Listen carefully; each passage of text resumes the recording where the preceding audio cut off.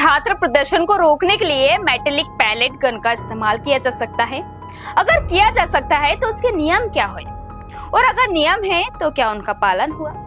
यही सवाल अब देश की सबसे बड़ी अदालत यानी सुप्रीम कोर्ट ने केंद्र सरकार से पूछा है।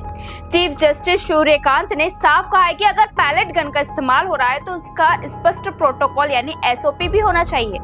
आखिर कोर्ट ने ऐसा क्यों कहा? सरकार से क्या जवाब मांगा गया और इस मामले का छात्रों पर क्या असर पड़ेगा? आइए जानते हैं ये पूरा मामला। 20 जुलाई को दिल्ली के जंतर मंतर और आसपास हुए छात्र प्रदर्शन से जुड़ा है और प्रदर्शन के दौरान पुलिस द्वारा कथित तौर पर मेटेलिक पैलेट गन इस्तेमाल किए जाने का आरोप लगा है, जिसमें कई छात्र घायल भी हुए हैं। इसी मामले को लेकर सुप्रीम कोर्ट में याचिका दाखिल की गई है।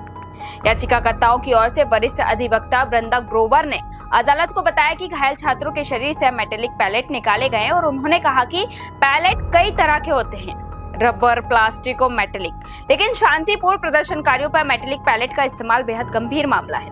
इस पर मुख्य न्यायाधीश सूर्यकांत ने कहा कि अदालत का उद्देश्य सिर्फ इस घटना की जांच करना नहीं होना चाहिए, बल्कि ये भी तय करना चाहिए कि भविष्य में पैलेट गन के इस्तेमाल के लिए स्पष्ट और पारदर्शी स्टैंड ऑपरेटिंग प्रोसीजर यानी एसओपी क्या होगा।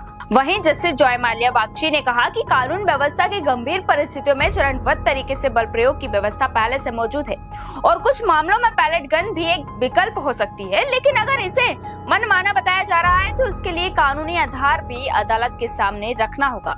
वहीं सुनवाई के दौरान सुप्रीम कोर्ट ने केंद्र सरकार और दिल्ली सरकार से पैलेट गन के इस्तेमाल से जुड़े नियम, ड्यूटी लॉग, हथियारों के रिकॉर्ड और 20 जुलाई की कार्रवाई से जुड़े दस्तावेज सुरक्षित रखने को भी कहा।